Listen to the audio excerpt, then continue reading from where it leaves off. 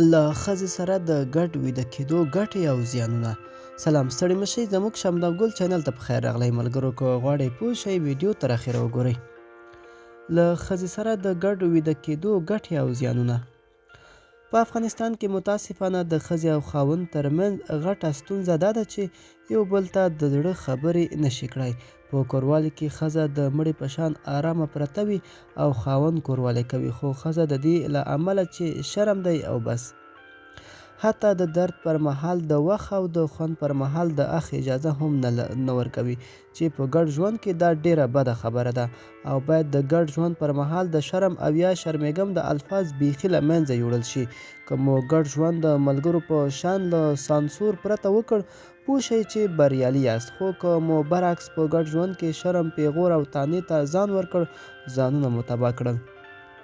نن سبا په سلو کې د 90 سلنه دوهم او دریم واده لامل دا دی چې اولنۍ ښځه د خاوند اړتیا نشي پوره کولی. دا د ښځې نیمګړتیا نه بلکې ناپوهي بلل شوې. نارینه په ډیرو وړو څیزونو زړه بایلي، خو هره ښځه دا هنر لري چې خاوند د ځان تابع کړي. که مو خاوند له تاسو بستره بیله کړې وي او تاسو د ګډ ویده کېدو پر مهال له یو بل سره صمیمانه اړیکې نه لرلې، هڅه وکړئ د صمیمیت لاره خپله کړئ. په خپلو کړو وړو کې بدلون راولئ، د مینې احساس ورکړئ. کله کله د شپې چې راپاڅېدئ، ورشئ ورسره څملئ پاکې جامې پر تن کړئ. باور وکړئ، نارینه د ښځو د پاکو جامو، عطرو، آرایش او نازونو لیونیان دي. خو چې ښځه د پولیس برخورد وکړي، د ځان خیال ونه ساتي، خاوند له کوره باندې د خلکو منظمې ښځې وګوري، له دوست او ملګري سره خپلې خبرې وکړي او هغه د خپلې ښځې د نازونو صفات ورته وکړي، ښکاره خبره ده چې زړه توری کېږي. زه چې له ډیرو افغانانو سره کېناستلی یم، دوی تل همدا خبره کوي چې زموږ ښځې د نورو نړۍ د ښځو 10 سلنه هم په ګډ ژوند نه پوهیږي.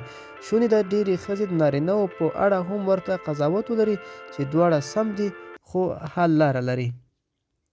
ګډ څملاستل یوازې سټرس نه کموي، بلکې د بدن ایمني سیستم ورسره پیاوړی کېږي، مینه ورسره ډیریږي، د یو بل له حاله خبرېدای شي، پر یو بل پام کولی شي، د بدن مثبت او منفي الکترونونه مرفع کېږي.